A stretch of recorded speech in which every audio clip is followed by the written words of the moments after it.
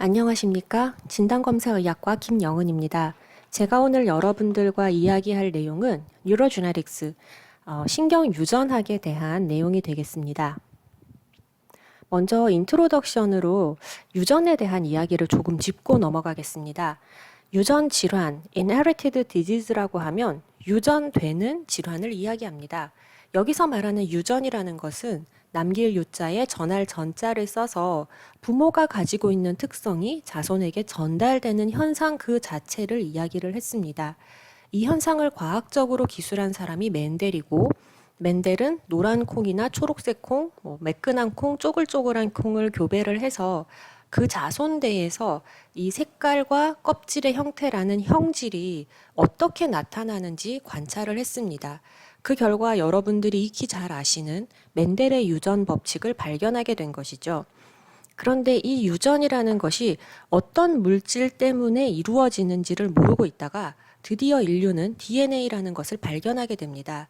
세포 안에, 핵 안에 유전 물질이 존재를 하고 그 물질에 담긴 정보가 부모대에서 자손으로 물려져 내려가면서 여러 가지 정보들이 함께 전달이 된다는 것을 알게 된 것이죠. DNA를 발견하고 난 다음에 이 유전 질환의 정의가 조금 확장이 됩니다. 즉, 이 DNA가 고장이 나서 발생하는 모든 질환을 우리는 genetic disorder, 유전 물질에 의한 질환, 유전 질환이라고 칭하게 되었습니다. 안타깝게도 한국어로는 inherited disease와 genetic disorder를 똑같이 유전 질환이라고 이야기하기 때문에 텍스트를 읽으실 때 맥락에 따라서 어떤 것을 칭하는지 잘 이해를 하셔야 합니다. 이 genetic disorder에는 무엇이 들어가는가? 당연히 inherited disease가 포함이 되고요. 여기서 말하는 inherited disease는 멘델의 유전 법칙을 따르는 우리가 일반적으로 희귀 유전 질환이라고 이야기하는 질환들이 됩니다. 그리고 또 어떤 질환이 포함되냐면 하나의 유전자가 아니라 여러 개의 유전자가 고장이 나서 그 합에 의해서 질환이 발병하는 것들도 여기에 포함이 됩니다. 여기에 대표적인 예시는 이제 오토소멀 스펙트럼 디스오더가 포함이 되고요. 또 어떤 경우는 유전적인 요인과 환경적인 요인이 함께 결합해야지 병으로 발현하는 경우도 있습니다. 대표적인 예가 뒤에서 말씀드릴 알츠하이머 디멘치아가 될 텐데요. 알츠하이머 디멘치아의 아포이라는 유전자에 E4 얼리를 가지고 있는 경우는 알츠하이머에 걸릴 확률이 높아집니다. E4 얼리를 가졌다고 해서 모두 다 알츠하이머에 걸리는 것은 아니고 E4 얼릴이라는 유전적인 요인과 함께 에이징이라든지 그 외에 다른 환경적인 인자들이 합쳐져야지 알츠하이머 디멘치아로 발현하게 되는 것입니다. 이런 경우도 광의에서는 제네릭 디스오더에 포함이 됩니다. 그래서 여러분들이 이해를 하셔야 되는 것은 그냥 DNA가 고장이 나서 생기는 모든 질환을 우리는 제네릭 디스오더라고 얘기를 하고 그 중에서도 멘델의 유전 법칙을 따르는 인헤리티드 디지즈가 일부 포함된다는 것입니다. 그리고 또 하나 이제 이해를 하셔야 하는 부분은 유전 변이의 파워가 스펙트럼을 이룬다는 것입니다. 즉 어떤 변이는 그 자체만으로 너무나 파워풀해서 다른 환경적인 인자나 혹은 다른 유전 인자가 관여할 여지가 없이 무조건 질환이 발병을 합니다. 아까 말씀드린 멘델의 유전 법칙을 따르는 인헤리티드 디지즈의 원인인 변이들이 대부분 여기에 속합니다. 그 변이 하나가 너무나 강력하기 때문에 그 변이를 가진 사람은 어떤 이유에 있어서건 그 병이 발병을 하는 것이죠. 하지만 어떤 경우는 중간 정도 되는 파워를 가지는 변이도 있습니다. 아까 말씀드린 아포2 유전자의 E4 얼릴이 되는데요. 중간 정도의 파워를 가지고 있어서 그 외에 나머지 절반을 다른 인자가 합쳐져야지만 병으로 발현이 되게 됩니다. 또 어떤 경우에는 유전 인자 자체는 아주 작은 이펙트를 가지고 대부분 환경적인 인자에 의해서 피노타입이 나타나는 경우도 있습니다. 이렇게 변이의 파워가 100%가 아닌 경우에는 실제로 이런 식으로 보이게 됩니다. 즉 라지 비비와 스몰 비비라는 사이에 라지 비 스몰 비라는 자손이 생겼을 때 만약에 이 라지 비라는 유전형의 파워가 100%가 아니라면 변이를 가지고 있지만 질환이 발병을 한 사람과 발병하지 않은 사람이 있을 수 있습니다. 즉 이런 경우를 우리는 이제 페네터런스, 침투도가 떨어진다, 뭐 침투도가 다양하다, 혹은 뭐 불완전한 침투도를 보인다 이렇게 이야기를 하고요. 혹은 동일한 변이를 가지고 있음에도 불구하고 그 이외에 관여하는 요인 때문에 어떤 사람은 심각하게 나타나기도 하고 어떤 사람은 마일드한 증상이 나타나기도 합니다. 이런 경우를 이제 익스프레서비티가 다양하다라고 얘기를 하고 현실에서는 그 두 가지가 이제 합쳐져서 나타나게 됩니다. 그래서 모두 다 변이를 가지고 있지만 아주 심각하게 아주 이른 나이에 발병을 하는 경우도 있고 병이 생기지 않는 경우도 있고 더 늦은 나이에 마일드한 심톰만 나타내는 경우도 있습니다. 이런 가계에서는 가계도를 그려보면 멘델의 유전 법칙을 따르지 않습니다. 그래서 오토조말 도미넌트도 아니고 리세시브도 아니고 뭔가 알 수 없는 패턴을 보이는데 그 가계 안에 질환을 가진 사람이 이제 클러스터링이 되는 그런 양상을 보입니다. 이러한 현상은 특히 신경 유전 질환 중에서도 성인기에 발병하는 레이트 온셋 뉴로제네틱 디스오더에서는 굉장히 흔하게 나타나는 임상 양상이 되겠습니다. 뉴로제네틱 디스오더의 이제 정의에 대해서 이제 좀 더 살펴볼 텐데요. 이 정의는 사실 굉장히 광의의 의미입니다. 즉, 어떤 신경학적인 증상을 나타내면서 유전적인 요소가 질환의 발병에 연관이 있는 모든 질환을 이야기하기 때문에 이 안에는 굉장히 다양한 임상 양상이 포함이 되고 또 굉장히 다양한 유전적인 원인들이 존재합니다. 그래서 대략적인 이제 분포를 보시면 여기에 이제 가장 크게 되어 있는 이제 디멘치아가 있고요. 아무래도 디멘치아가 이제 프로포션이 크고 그리고 또 신경학적인 증상을 나타낼 수 있는 게 그 컨제니탈 디스오더 오브 글라이코실레이션, 그다음에 또 성인기에 나타날 수 있는 여러 가지 류코엔세팔로패스들, 그리고 브레인의 디벨롭먼트에 이제 말포메이션이 있는 경우들, 그리고 스페스틱 파라플레지아, 그다음에 무브먼트 디스오더인 아탁시아, 에필랩시도 여기에 포함이 되고요. 그리고 인텔렉추얼 디서빌리티나 뉴로머스큘러 디스오더, 마이토콘드리얼 디지즈 이런 모든 것들이 사실은 다 신경 유전학적인 질환이라는 카테고리 안에 포함이 됩니다. 그래서 이 신경 유전학 질환을 진단을 할 때는 굉장히 많은 검사와 이밸류에이션이 필요하기 때문에 그 과정을 우리는 다이아그노스틱 오디세이라고 이야기하기도 합니다.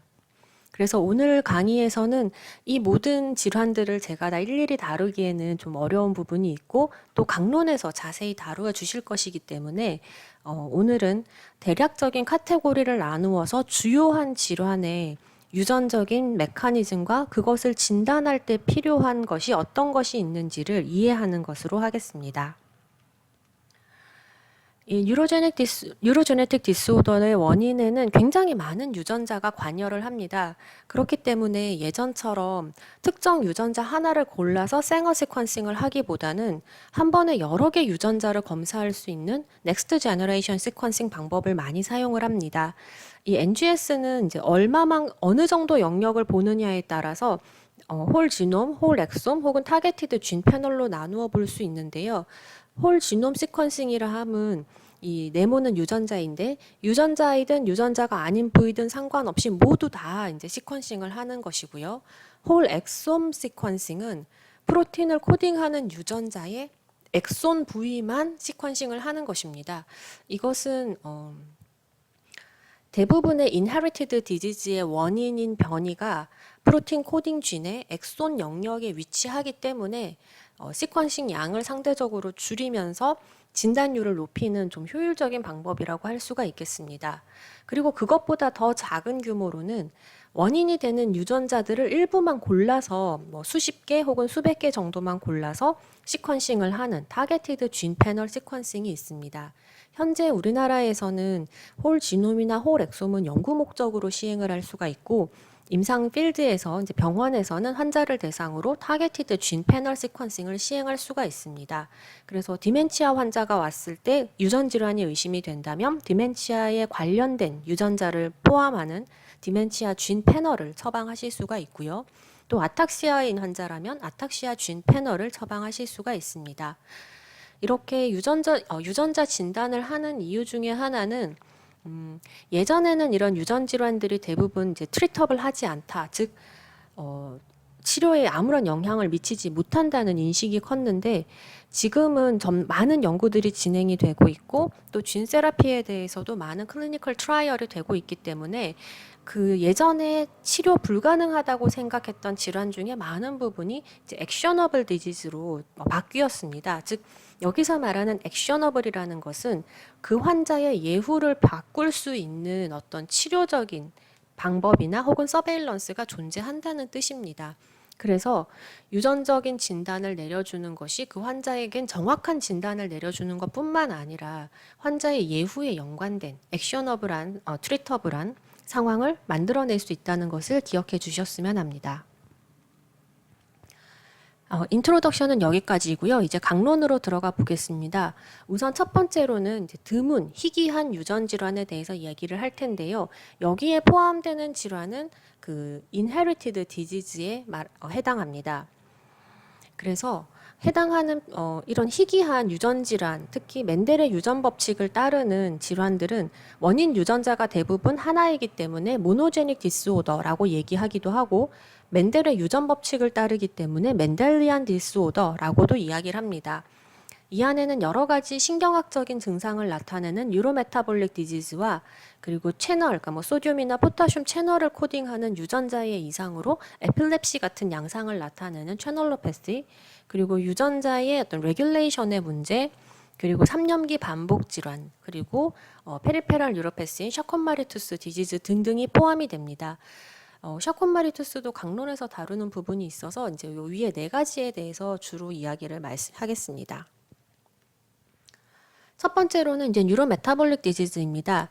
여기에 포함되는 질환들은 마이토콘드리아에 있는 유전자가 고장이 나거나 혹은 핵 안에 있는 유전체에 이런 유전자들이 고장이 나면서 주로는 오토조말 리세시브로 유전이 되는 인헤리티드 디지즈입니다.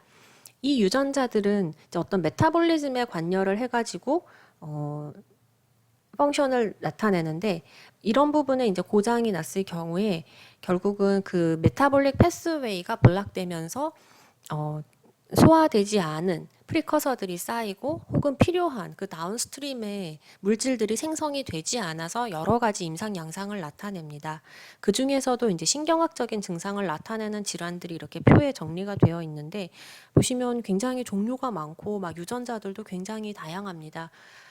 이 표는 외우실 필요는 없습니다. 네.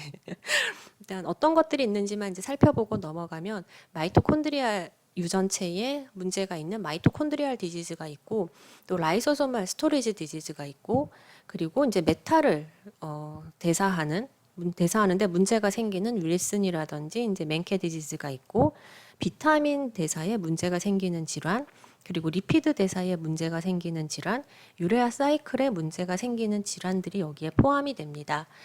그래서 주로는 이제 에너지 호메오스타시스에 영향을 미치거나 혹은 마이토콘드리알 디스펑션에 의해서 이 톡식 메타볼라이트가 신경계에 작용을 해서 증상을 나타내게 되고요.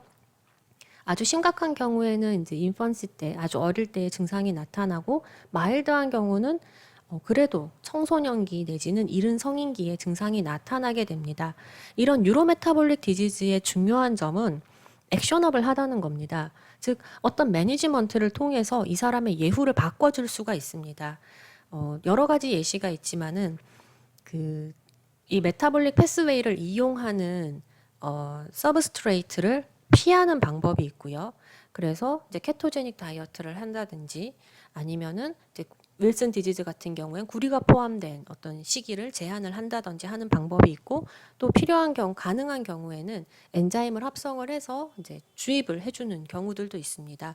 그래서 이런 뉴로메타볼릭 디지즈는 이른 나이에 발병을 하고 또 동시에 이런 액셔너블한 디지즈이기 때문에 빠르게 해당하는 원인 유전자에 무슨 변이가 있는지 진단해 주는 것이 중요합니다. 그 외에도 이제 두 번째로는 채널로패시가 있는데요. 이것은 말 그대로 이제 아이언 채널에 문제가 되는 것입니다. 그래서 소듐이나 포타슘, 칼슘, 그 다음에 뭐 아세틸콜린, 가바와 같은 그 뉴런의 액션 포텐셜에 작용하는 아이언 채널들에 문제가 생겨서 결국은 이 에필랩시라든지 엔세팔로패시, 뭐 파랄라이시스 같은 그 신경학적인 증상을 나타내는 질환군을 이야기를 합니다. 그래서 역시 마찬가지로 사실 이 표도 굳이 외우실 필요는 없습니다. 근데 아셔야 하는 것은 이 유로메타볼릭 디지즈와 그다음에 이 채널로패시 같은 경우에는 대부분의 경우 이 원인 유전자에 몇 개의 염기가 바뀌거나 빠지거나 추가되는 아주 작은 규모의 변이가 생깁니다.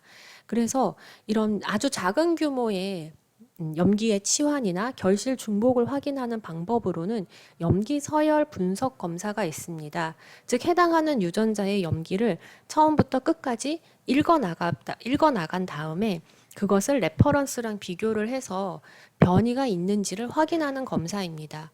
그래서 방법으로는 이제 생어 시퀀싱이나 혹은 NGS를 이용을 할 수가 있고, 예전까지만 해도 골드 스탠다드는 생어 시퀀싱이었지만 지금은 이제 진 패널을 많이 사용을 합니다. 생어 시퀀싱 방법은 제가 여기 참고 동영상 링크를 적어드렸으니까 궁금하신 분들은 한번 보시면 이해가 잘 되실 겁니다. 10분도 채 되지 않는 짧은 동영상이어서 한번 보시는 것을 추천드립니다. 그래서 예를 들어 보시면은 이제 생어 시퀀싱을 하면 결과가 이런 그래프로 나옵니다. 그래서 각각의 그래프는 이제 색깔마다 각각의 염기를 뜻하게 되는데요. 빨간색이 이제 티민이고요. 파란색이 이제 사이토신, 초록색이 아데닌, 이제 검은색으로 표시된 것이 구아닌입니다. 그래서 환자의 결과가 이렇게 한 쌍이 있고요. 그리고 아버지와 어머니의 결과가 있습니다. 그래서 이 환자 같은 경우에는 ALS 환자이긴 했지만 SOD1 유전자에서 242번째에 원래 여기가 아데닌이어서 초록색 피크만 있어야 되는데 검은색 피크가 겹쳐져 있죠. 이것은 두 개의 얼릴 중에 하나가 구아닌으로 치환되었다는 뜻입니다. 근데 아버지한테서는 변이가 발견되지가 않았고 이제 어머니한테서 변이가 발견이 되어서 어머니한테서 물려받은 헤테로자이고스 베리언트가 있었던 케이스였습니다. 그 다음 세 번째로는 진 레귤레이션의 문제에 의한 질환이 있습니다. 이것은 이제 진 레귤레이션이라 하는 것은 무슨 뜻이냐면은 어떤 유전자가 기능을 하기 위해서는 이제 트랜스크립션이란 과정을 거쳐서 mRNA를 만들고 그 mRNA로부터 트랜슬레이션이란 과정을 거쳐서 프로틴을 만들게 됩니다. 그래서 이 쥔이 최종적인 산물인 프로틴을 만들어서 펑션을 하게 되는 것을 진 익스프레션이라고 이야기를 하는데요. 해당하는 유전자가 익스프레션이 되는지 안 되는지를 조절하는 인자들이 있습니다. 근데 그 조절 기능에 문제가 생기면 신경학적인 증상이 발병하는 질환이 있는데 대표적인 예시가 스파이널 머스큘러 에이트로피 SMA가 됩니다. 이 SMA는 원인 유전자가 이제 두 개가 관여를 합니다. 하나는 SMN1 유전자가 있고 SMN2 유전자가 있는데 이 두 개의 유전자는 거의 똑같이 생겼고 딱 하나가 다릅니다. 엑손 7번에 딱 염기 하나가 차이가 나는데요. 그 하나 때문에 SMN1 같은 경우에는 이제 풀랭스, 그냥 정상적인 mRNA를 만들지만 SMN2 같은 경우에는 이 엑손 7번의 변이 때문에 엑손 7번이 빠진 짧은 mRNA를 대부분 만들고 어쩌다가 우연히 이 풀랭스의 mRNA를 조금 만듭니다. 그래서 SMN1에서 만드는 단백질의 양이 이만큼이라면 SMN2에서 만드는 단백질은 약 20에서 30% 정도밖에 되지 않습니다. 그래서 정상적으로는 이제 SMN1에서 만드는 단백질만으로도 기능에 문제가 없기 때문에 그냥 문제가 없지만 이 스피널 머스큘러 에이트로피 환자에서는 어떤 이유에서건 SMN1 유전자가 기능을 하지 못하게 되는 상황이 됩니다. 그러면 이 SMN2 유전자에서 나오는 이 조그만 양의 프로틴을 가지고 펑션을 해야 하는데 이것이 너무나 부족하기 때문에 증상이 생기게 되는 것입니다. 근데 신기한 것은 똑같은 SMA라도 임상 양상에 따라서 여러 가지 종류가 있습니다. 즉 어떤 경우는 태어나기 전에 혹은 살아서 태어나더라도 6개월 만에 바로 사망하는 아주 심각한 타입이 있고요. 그리고 살아서 태어나지만 한 2살 이내에 사망하는 심각한 타입. 그리고 또 어떤 경우에는 한 6에서 18개월 정도의 발병을 해서 그래도 한 70% 정도는 25살까지 살아남는 이런 경우도 있고요. 또 어떤 경우는 이제 18개월 이후에, 그러니까 소아기 때 발병을 해서 생존 그 기간은 정상인 경우도 있습니다. 그래서 이런 경우에는 이제 암뷸레이션에 문제가 좀 있는 정도이고요. 그 다음에 가장 마일드한 타입으로는 어덜트후드에 온셋을 해서 거의 이제 정상적으로 사실상 살아가는 경우도 있습니다. 왜 이렇게 임상 양상이 다양하냐면 사람마다 SMN1 유전자는 한 쌍을 가지고 있는데 SMN2 유전자는 개수가 다릅니다. 어떤 사람은 두 개를 가지고 있을 수 있고요. 근데 어떤 사람은 이게 세 개, 네 개도 가지고 있을 수 있습니다. 그래서 SMN1이 기능을 못할 때 SMN2가 많으면 많을수록 증상이 마일드해지는 것입니다.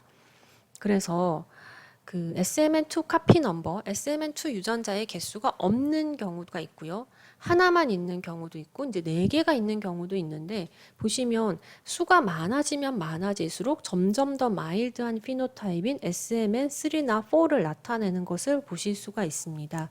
그래서 이 SMA의 진단에 중요한 것은 일단 SMN1 유전자가 있느냐 없느냐, 그러니까 SMN1 유전자가 기능을 하느냐 안 하느냐도 중요하고 또 하나는 SMN2가 몇 개가 있느냐도 중요합니다. 즉 유전자의 도시지를 확인하는 것이 중요합니다.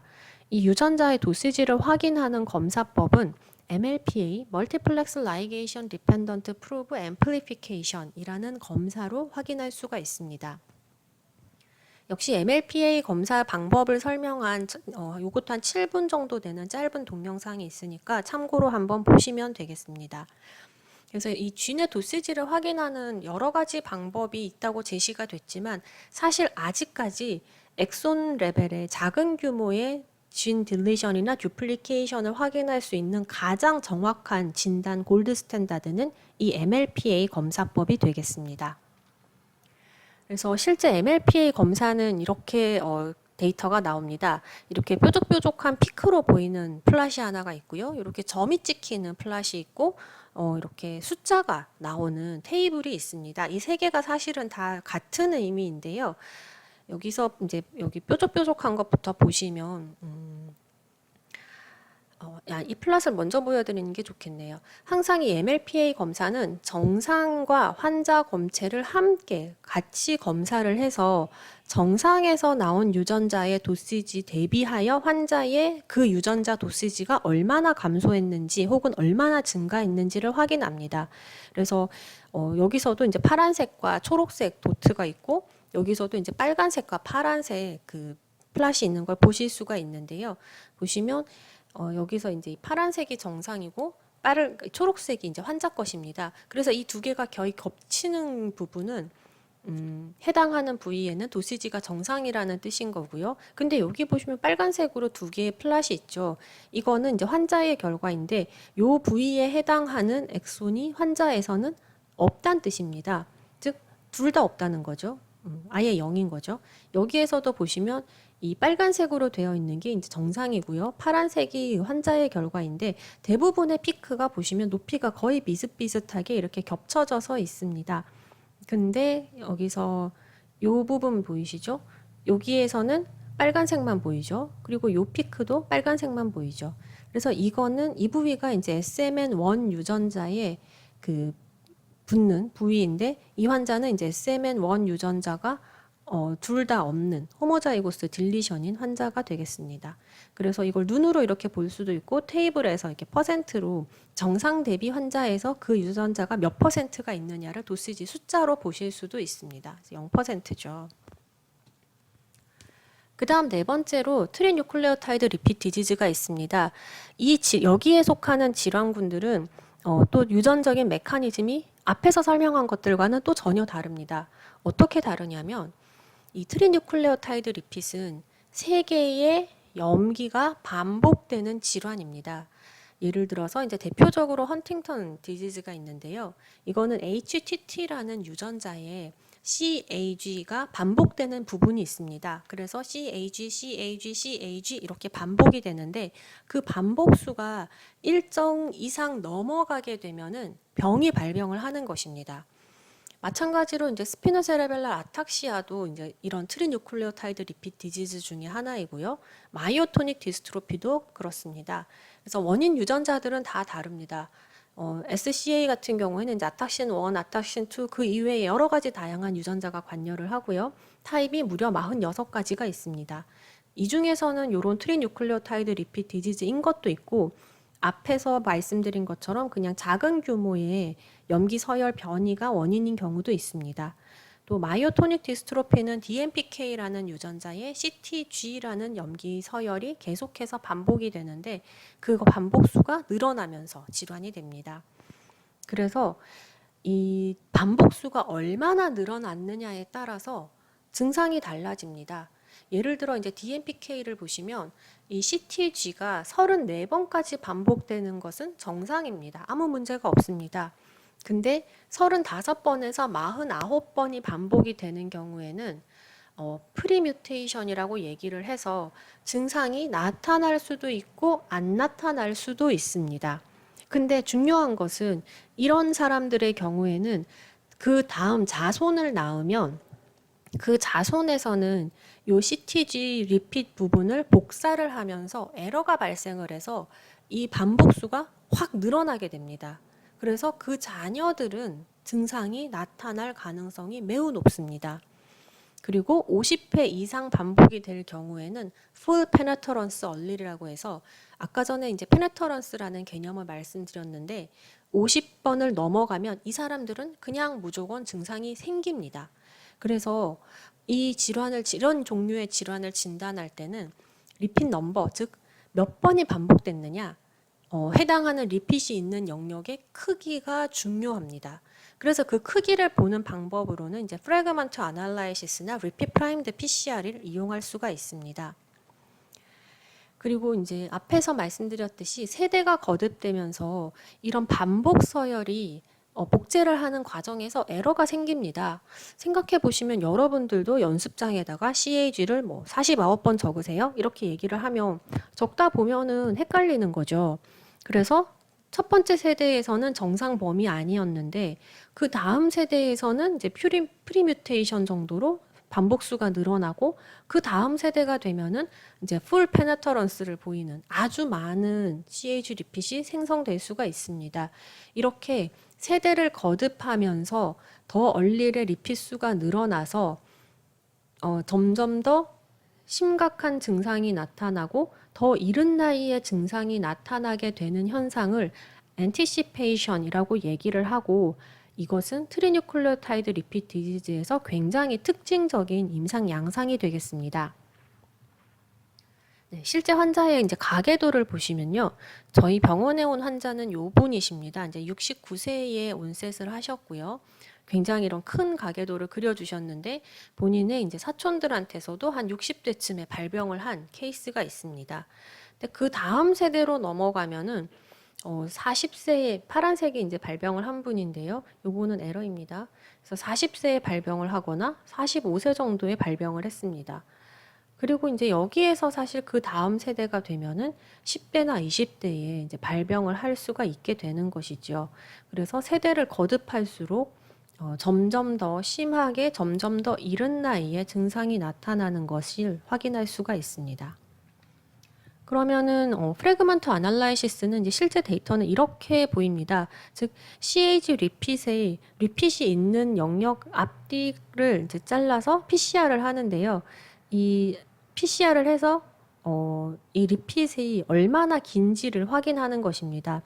그래서 PCR을 한 다음에 그 프로덕트를 일렉트로포레시스를 해서 사이즈를 잴 수가 있고 이거 같은 경우에는 이제 149 베이스 페어, 즉 149개의 뉴클레오타이드로 이루어져 있다고 돼 있고 이것을 이제 프라이머 위치에 따라 계산을 하면은 CAG 리핏이 22번이란 뜻입니다. 만약에 이제 이 리핏이 증가하면은 요 피크가 더 뒤에서 이렇게 나타나게 되겠죠. 그래서 이런 프래그먼트 아날라이시스를 통해서 리핏의 사이즈를 확인을 할 수가 있습니다.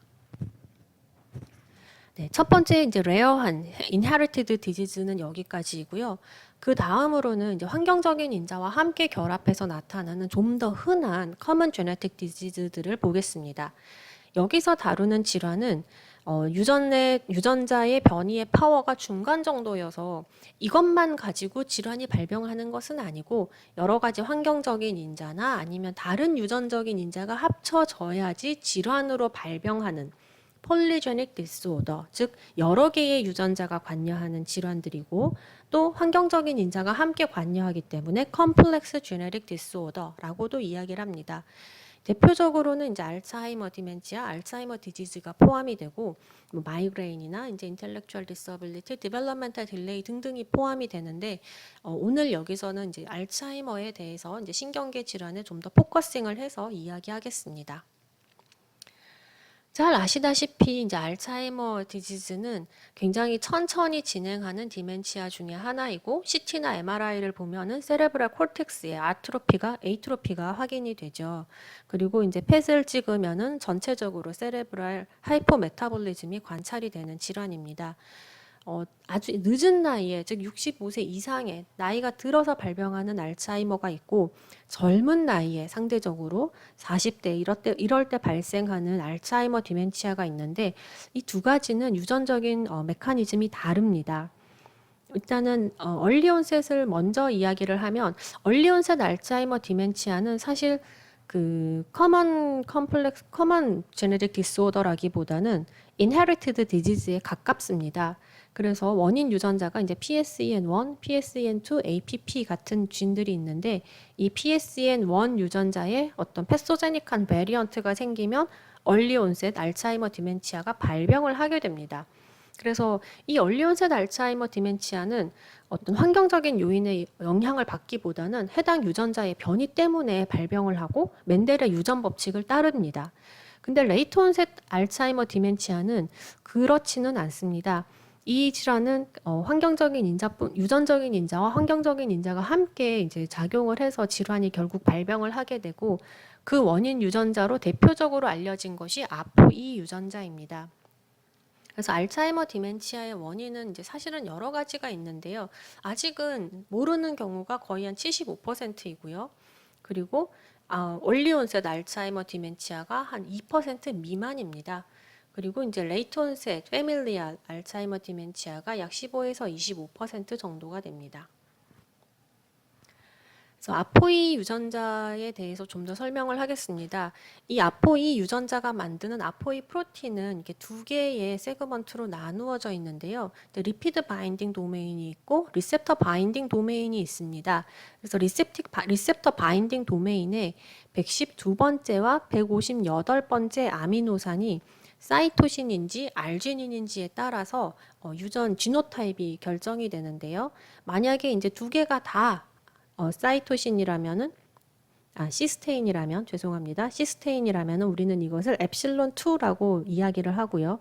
하나는 시스테인, 158번째는 알지닌이면 이제 엡실론 3, 그리고 둘 다 알지닌인 경우를 우리는 엡실론 4라고 이야기를 합니다.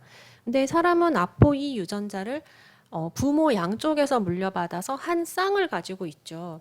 그래서 지노타입을 얘기를 할 때는 이제 두 얼릴의 지노타입을 각각 이렇게 슬래시로 구분을 해서 이야기를 해줍니다.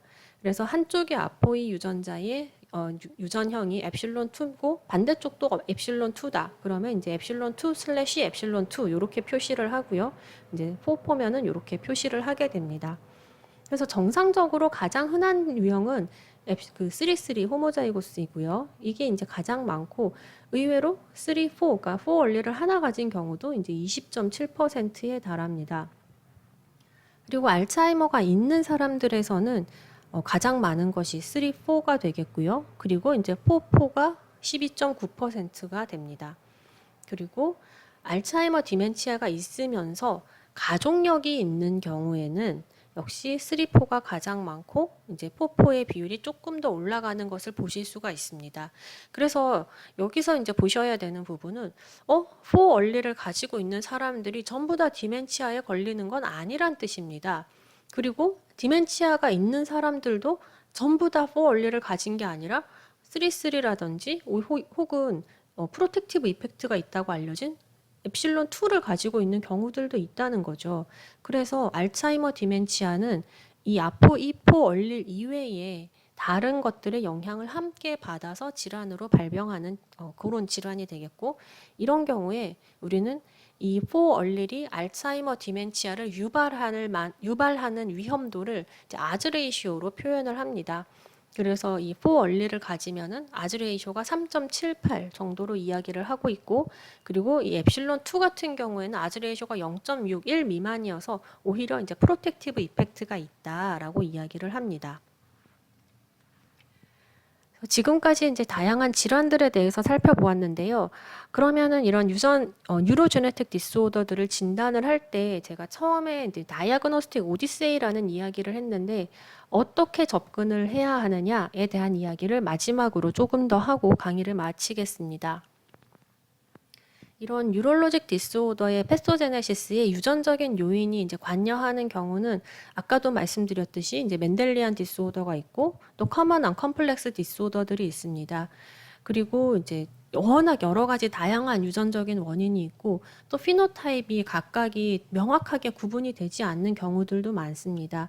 이런 경우를 우리가 이제 피노티픽 헤테로제네이티, 제네틱 헤테로제네이티라고 이야기를 하는데요.